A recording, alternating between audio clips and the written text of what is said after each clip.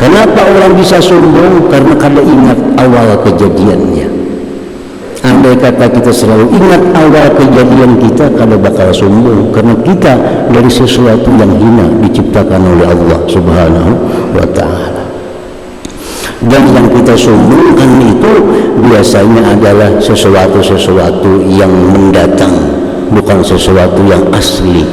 Sesuatu yang asli pada diri kita adalah kehinaan. Yang membuat orang itu terhormat, orang itu mulia, sesuatu yang mendatang. Itu yang biasa disombongkan oleh manusia. Contoh,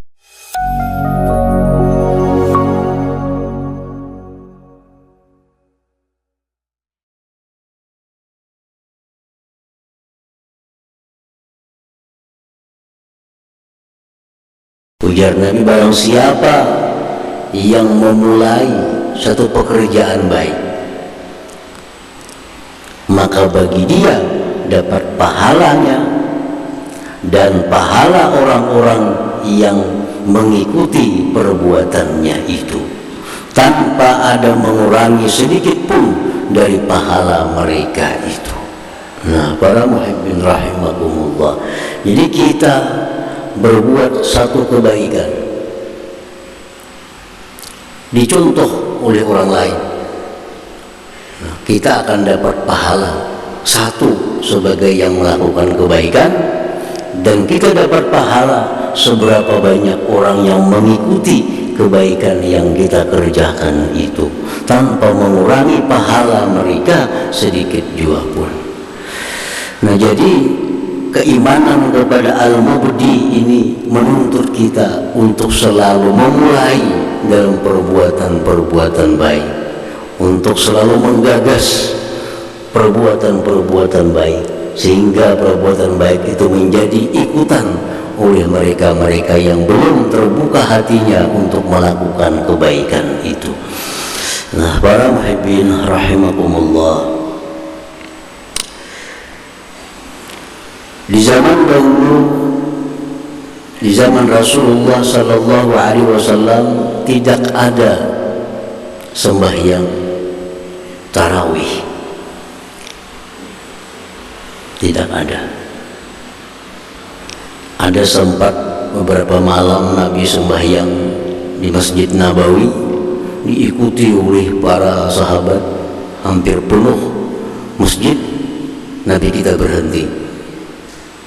Nah, kada keluar lagi. Beliau bersabda, aku khawatir bahwa ini nanti menjadi kewajiban, maka berhenti. Zaman Abu Bakar tidak ada juga disambung. Orang di Masjid Nabawi masing-masing sembahyang malam sendiri-sendiri. Ada di sana sembahyang, ada di sini orang sembahyang, ada di situ orang sembahyang. Itu di zaman itu terjadi demikian sampai masa Khalifah Sayyidina Umar ibn Khattab. Di masa Khalifah Umar bin Khattab, setiap malam Ramadan beliau lihat kaum muslimin tercerai-berai di mana-mana sembahyang. Lalu beliau berinisiatif, punya gagasan, bagaimana kalau semuaan ini kita sembahyang berjamaah, kita kumpul dengan satu imam yang kita ambil siapa yang terbaik untuk jadi imam. Disetujui oleh sahabat. Maka mulai itulah dilaksanakan sembahyang malam bulan Ramadan dengan berjamaah dengan satu imam di masjid, dan akhirnya disebut dengan sembahyang tarawih. Siapa yang memulai ini? Sayyidina Umar bin Khattab radhiyallahu anhu. Nah, oleh karena demikian, setiap ada bulan Ramadan, ada orang sembahyang tarawih berjamaah, maka pahalanya mengalir kepada Sayyidina Umar, karena beliau yang punya gagasan itu, beliau yang punya sunnah itu. Nah, ini keimanan kepada Al-Mubdi tadi. Setelah Umar bin Khattab radhiyallahu anhu, lanjut zamannya Utsman ibnu Affan radhiyallahu anhu. Di zaman Utsman manusia kaum muslimin sudah luar biasa banyaknya, sehingga untuk sembahyang Jumat itu kalau hanya satu kali azan Jumat, banyak yang kada sempat berjumat. Zaman Nabi hanya satu kali azan, zaman Abu Bakar satu kali azan, zamannya Umar satu kali azan. Nah, di zamannya Sayyidina Utsman ini sudah luar biasa banyaknya kaum muslimin tersebar di mana-mana. Kalau azan Jumat itu hanya sekali, banyak yang kada sempat sembahyang Jumat. Lalu Sayyidina Utsman berpikir, berinisiatif, bagaimana kalau azannya kita tambah satu lagi untuk hari Jumat. Nah, yang satu ini adalah azan untuk memberitahu masuk waktu Jumat. Disetujui oleh para sahabat. Maka sejak itulah azan Jumat menjadi 2 kali. Nah, dengan azan pertama orang berbondong-bondong ke masjid, sehingga kada ada lagi alasan kada sempat ke masjid itu karena azan 2 kali. Pemikiran Utsman ini diakui oleh para sahabat dan terus berlanjut sampai sekarang. Setiap kali azan Jumat 2 kali, maka Sayyidina Utsman bin Affan mendapat pahala yang mengalir kepada beliau, karena beliau orang yang memulai melaksanakan azan 2 kali di hari Jumat itu. Nah, para muhibbin rahimakumullah, sangat banyak contoh-contoh orang yang memulai gagasan, memulai inisiatif untuk melaksanakan satu kebaikan, diikuti oleh orang, akhirnya pahalanya menjadi berlipat ganda kepada orang yang memulai perbuatan baik itu. Misal di kampung kita, di kampung kita ini sunyi langgar masjid, tapi ada yang berjamaahnya. Belagi subuh, kaum aja sekong, iya bang, iya kamat, iya imam, semua kan sini rangkap. Kalau kita satu keluarga di rumah, kita ajak anak kita, bini kita, yuk kita ke masjid, kita ke langgar subuh, tulakan kita ke langgar, bertiga beranak nih, berempat lawan kaum seko. Nah, esok kita subuh kayak itu pulang. Akhirnya orang sebelah rumah melihat, bila ada subuh orang ke masjid berjamaah, nah turun juga nang sebuah rumah, turun pula nang sebuah rumah sana, turun lagi yang sebuah rumah sana. Nah, pahala semuaan itu siapa keluarga pertama yang memulai tadi, itulah pahala yang paling banyak mendapatkan pahalanya, karena dialah orang yang memulai perbuatan kebaikan di kampung tadi, di kantor, di sekolahan, bini-bini pina kadada yang memakai pakaian Islam. Di kantor kadada bini-bini yang berjilbab. Nah, ini mesti dipikir, harus kumulai. Atau kita punya bini, kita suruh bini kita mulai di kantor tuh memakai pakaian Islam. Lalu bini kita suruh memakai jilbab, turunlah bini kita berjilbab ke kantor. Yang dulunya kadada orang berjilbab di kantor itu, di sekolahan itu, misal sekolahan, gara-gara bini kita ini atau anak kita ini sekolahnya berjilbab, memakai pakaian Islam, ada yang menurut saiko 2, 3 sampai akhirnya banyak. Nah, kita selaku orang yang punya gagasan itulah yang paling banyak dapat pahala, karena gara-gara kita memulai dicontoh oleh orang lain berbuat kebaikan. Nah, itu yang dimaksud oleh Nabi kita tadi, man sanna sunnatan hasanah, siapa yang memulai mensunnahkan satu sunnah yang baik, maka bagi dia dapat pahala dan pahala orang yang mengikuti di belakangnya itu. Nah, para muhibbin rahimakumullah, yang paling nyaman ini orang yang mempunyai wewenang di kampung kepala desa. Ini paling nyaman. Jaka kepala desa, anak buahku di kantor, kita bila juhur berjamaah semua. anak buahku ya kepala desa yang binian harus bijilbab, paling nyaman. Maka di kantor kepala desa itu zuhur berjamaah gara-gara pembakalan yang mulai nyuruh tadi. Nah ini pembakalan berpahala saling banyakan, apalagi tak camat. Camat maulah peraturan camat kita di kecamatan ini bila zuhur semua PNS di sini semua yang berjamaah. Ya menurut saja anak buah itu beli camatnya mengeluarkan baik semuaan, beli camatnya rusak semuaan juga. Camatnya mengeluarkan berjamaah, lalu berjamaah. Nah di kantor camat di berjamaah sembahyang zuhur. Camat paling banyak pahala. Kenapa? Karena beliau yang asal mula punya gagasan. Nah, bupati seterusnya. Jadi orang yang punya jabatan, punya wewenang paling nyaman masuk surga. Kamunya mau, ngapa? Udah ngalihnya siapa nawani? Walaupun kalau saya pakai surat, pakai lisan aja, jadi bupati tiap zuhur kita berjamaah semuaan turun berjamaah. Nah maka paling ganal pahalanya bupati tadi. Nah kalau kita beriman kepada nama Allah Al-Mubdi yang maha memulai, maka ini terlaksana. Selalu jadi orang yang pertama dalam berbuat kebaikan, selalu orang yang punya gagasan-gagasan untuk memperbuat satu kebaikan yang dicontoh oleh orang lain. Nah itu pertama, buah dari keimanan kita kepada nama Allah Al-Mubdi yang maha memulai. Wa yatazakkara bidayata khalqih kaifa bada Allah bi khalqih min tinin thumma min nutfah kharajat min sabili najasin wa dakhalat fi sabili najas kaila yatakabbar. Yang kedua, kalau kita beriman bahwa Allah itu maha memulai, maka iman kita kepada nama Allah yang maha memulai itu mendorong kita untuk mengingat awal permulaan kejadian kita. Kita ini asal ada. Nah, dimulai oleh Allah menciptakan kita lalu ada.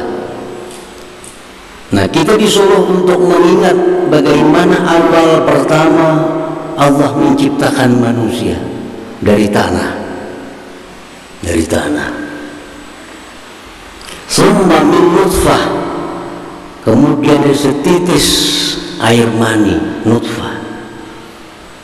Air mani itu keluar di jalan yang najis dan masuk di jalan yang najis. Disitulah awal kejadian manusia, disitulah awal kejadian kita. Kita disuruh mengingat awal kejadian itu apa? Kaila yatakabbara, agar dia tidak jadi orang yang sombong. Kenapa orang bisa sombong? Karena kada ingat awal kejadiannya. Andai kata kita selalu ingat awal kejadian kita, kada bakal sombong. Karena kita dari sesuatu yang hina diciptakan oleh Allah Subhanahu wa ta'ala.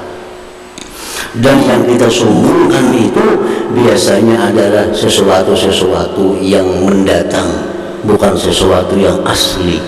Sesuatu yang asli pada diri kita adalah kehinaan. Yang membuat orang itu terhormat, orang itu mulia, sesuatu yang mendatang. Itu yang biasa disombongkan oleh manusia. Contoh apa? Ilmu. Orang bisa sombong karena punya ilmu. Ilmu itu mendatang. Dulunya tidak ada ilmu kita.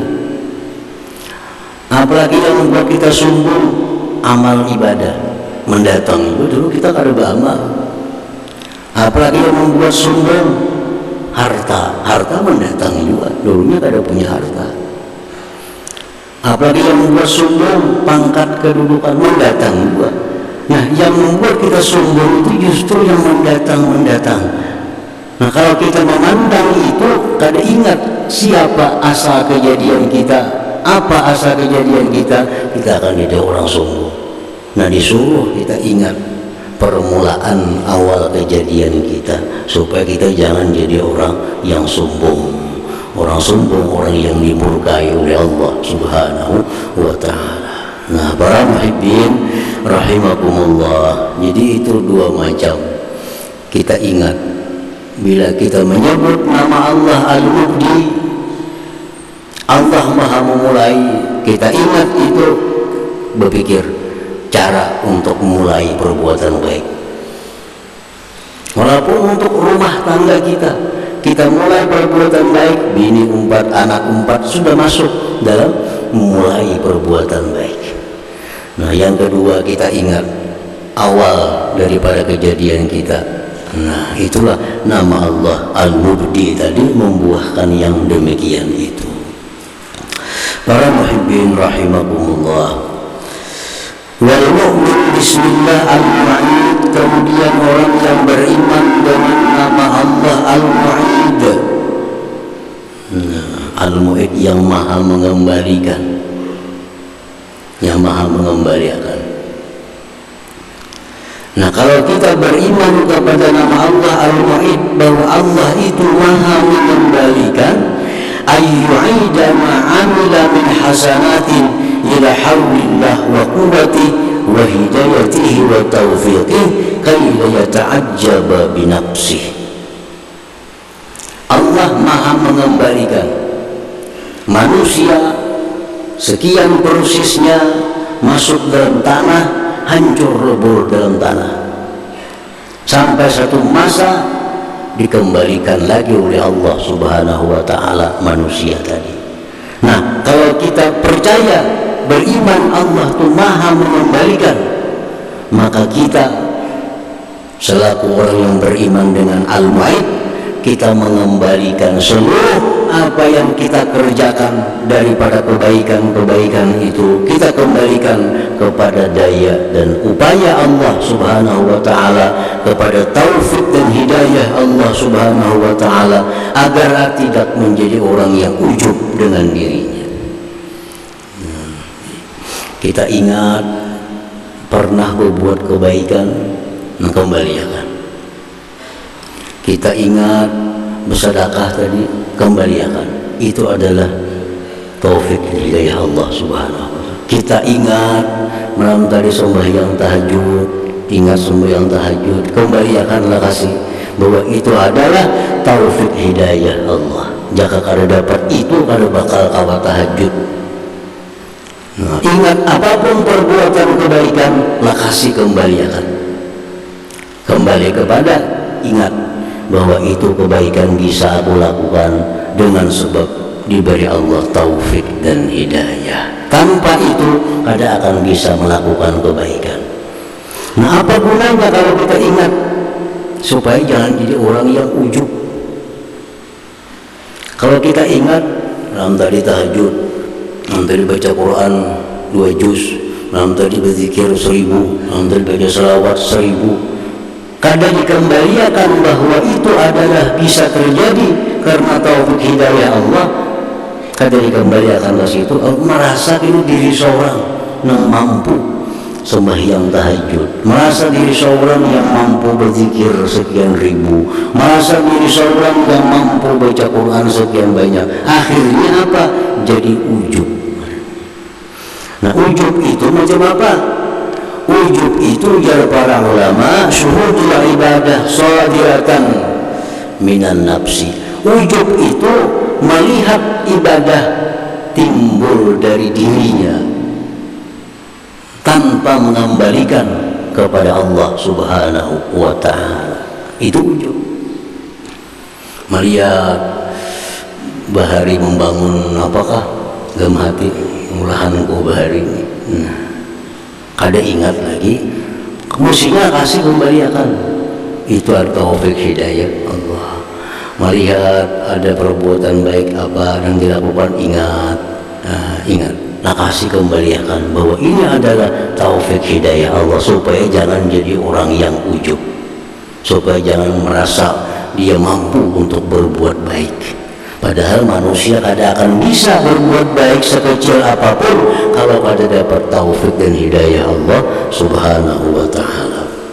Nah, para muhibbin rahimakumullah, ya anna al-ujuba ahadul butilat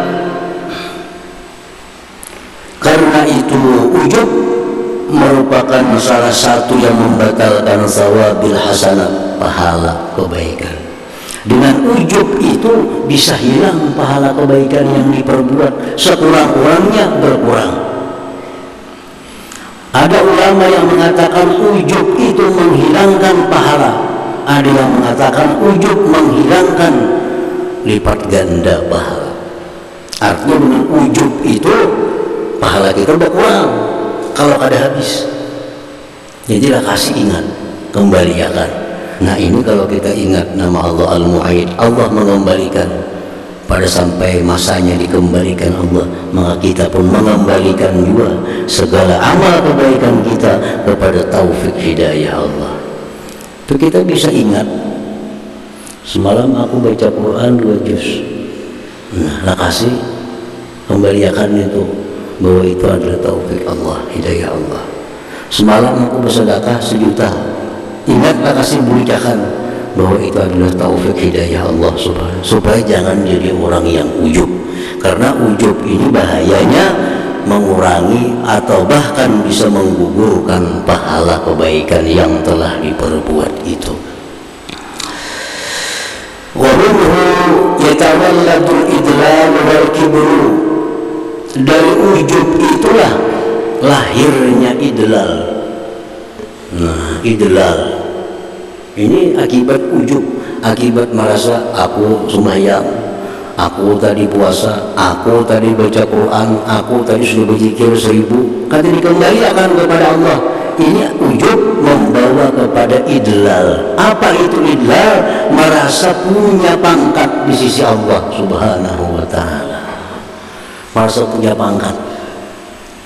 Karena merasa banyak beribadah, kada dianggap ini daya upaya Allah, kada dianggap taufik Allah, akhirnya merasa punya kedudukan di sisi Allah. Merasa punya kedudukan di sisi Allah. Nah orang yang merasa punya kedudukan di sisi Allah ini bahayanya, kalau dia berdoa kepada Allah, doanya kada kabul, ini merasa aneh. Aku aneh, berapa kali berdoa kada kabul-kabul, padahal tahajud tiap malam, baca Quran tiap ini. Nah itu idlal.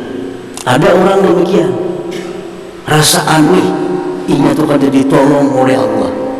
Inya rasa aneh bahwa inya itu kada diijabah oleh Allah. Padahal selama ini asa baik lawan Tuhan, asa berjalan yang bujur, di jalan yang lurus. Begitu berdoa kepada Allah kada kabul, hirannya. Nah hilang ini idlal. Kenapa bisa idlal itu ada? Karena ujub, merasa amal timbul dari diri seorang tanpa hidayah taufik Allah subhanahu wa ta'ala. Nah jadi para muhibbun rahimakumullah, begitu kita ingat amal kebaikan yang kita perbuat di masa lampau, cepatlah yu'ida, kembalikan supaya jangan jadi ujub. Kembalikan, itu adalah taufik hidayah dari Allah subhanahu wa ta'ala. Nah itu yang pertama, buah keimanan kepada Al-Mu'id, mengembalikan segala amal yang baik yang diperbuat kepada taufik hidayah Allah. Yang kedua, wa ayyukin Allah sayu'iduhu ba'da fananihi liyawmil hisab wal jazaa wa yasta'idda lidzalik. Kita percaya Allah Maha mengembalikan, yakin itu Allah mengembalikan, maka hendaklah kita bersedia, bersiap-siap untuk persiapan hari pembalasan, hari hisab oleh Allah subhanahu wa ta'ala.